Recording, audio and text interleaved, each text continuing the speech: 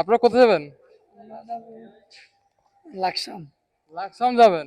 আজকে ঈদের দিনে যাচ্ছে, আগে জানেন যে?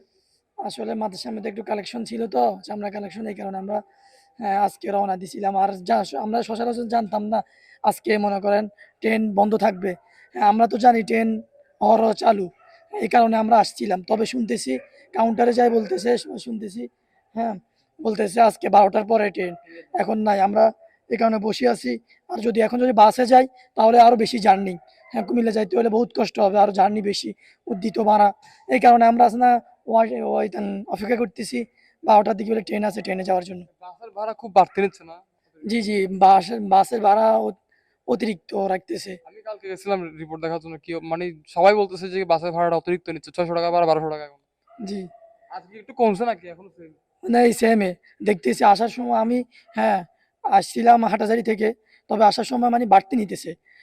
মানে সীমিত এক না, কিন্তু বাড়তি নিতেছে। যে জায়গার মধ্যে মনে করেন 30 টাকার জায়গা 40 টাকা রাখুক না, কিন্তু তারা 50 টাকা নিতেছে, 20 টাকা, 25 টাকা বাড়তি নিতেছে। কি করার, এই কারণে মানে আছে না, কোনো উপায় নেই, বসে থাকার কোনো তারা। এক জায়গায় তো সাংবাদিকদের গায়ে হাতও তুলছে ভাই, এটা তো। জি জি, এটা দেখছিলাম। হ্যাঁ, আবার দেখছিলাম কিছু বাস। গতকালকে আমাকে মারতে চাইছে ভাই বিআরটিসিতে। ও আচ্ছা, এটা তো আমি নিউজে দেখছিলাম। আহ, আর্মিরা 3-4 জনকে শাস্তি দিতেছে।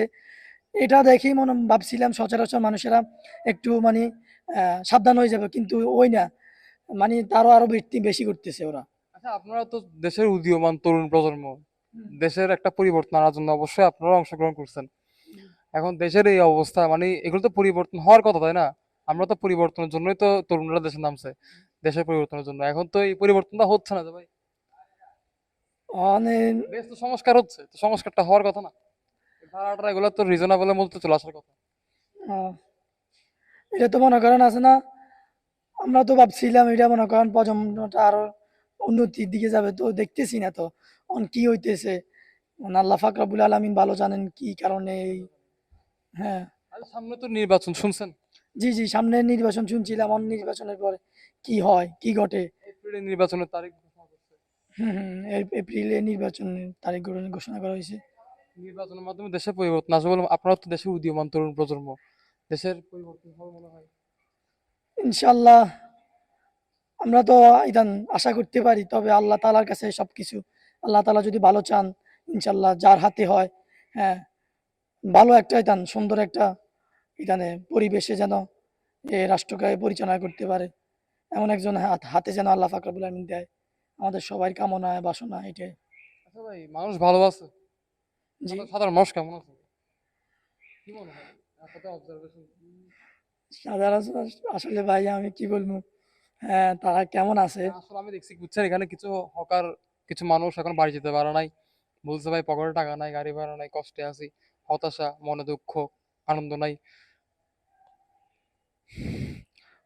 তো সবাই তো একরকম হয় না, দুঃখ কষ্ট সবাই আছে, তবে এটাই মিলিয়ে সবাই মানুষ, এটা থাকবে আপনি কি সচরাচর। পড়াশোনা করেন? জি, আমি পড়াশোনা করতেছি। ছাত্র? জি, আমি আচ্ছা। স্টুডেন্ট, আমি স্টুডেন্ট। আচ্ছা, এই মাদ্রাসার চামড়া কালেকশনের বিষয়টা কিরকম? ধরেন মাদ্রাসার চামড়া কালেকশনে বছরের মধ্যে একবার আসতেছে। এই মনে করেন চামড়া সবাই থেকে কালেক্ট করি, সবাই দান করতেছে। এই দানের উছিলায় মনে করেন এই মাদ্রাসা পুরো বছর এই দানের উপরে মনে করেন ভিত্তি করে এই মাদ্রাসাকে পরিচালনা করতেছে। হ্যাঁ, এই উপরে। চামড়াগুলো মাদ্রাসাকে দান করা হয়? জি, মাদ্রাসাকে দান করা হয়, মানুষেরা স্বেচ্ছায় দান করে। হ্যাঁ, এই চামড়াগুলো মাদ্রাসা বিক্রি করে? জি, মাদ্রাসা বিক্রি করে যে একটা অ্যামাউন্ট পায়, ওইটা মাদ্রাসার কোষাগারে রাখে বা মাদ্রাসার ফান্ডে জমা করে। ওইটা দিয়ে মনে করেন ছাত্ররা মনে করেন পুরো বছর পড়াশোনা করতেছে। মানে চালাইতেছে, এটা করতেছে। খুব সুন্দর একটা উদ্যোগ। আচ্ছা, ভালো লাগছে আপনার সাথে কথা বলে। এমনকি এখন থেকে বিকাল 4টা থেকে রাত 12টা পর্যন্ত অপেক্ষা করবেন যেখানে? জি ভাই, অন কি করার, আর কোনো উপায় নাই। ওইখানে যদি বাসে, হ্যাঁ, বাসে যদি যাইতে চাই তাহলে ওইখান দিয়ে মনে করেন আরো মানে কষ্ট। মানে এই ঈদের সময় অন্তত পক্ষে কিছু মানুষের জন্য হইলো, অন্তত পক্ষে এই মাঝখানে কিছু ট্রেনের শিডিউল রাখার দরকার ছিল না? জি জি, এটা কিন্তু সচরাচর মানুষের ছিল মানে এটা করার দরকার ছিল, কিন্তু ওইটা কিন্তু তারা করে না। আমি তো মনে করেন আগেও শুনছিলাম বেলে ঈদের দিন মনে করেন এত গান চালু থাকে।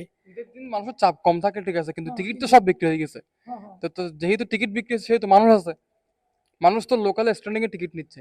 জি জি, তাহলে মানুষ থাকা সত্ত্বেও মাঝখানে শিডিউল দিল না কেন?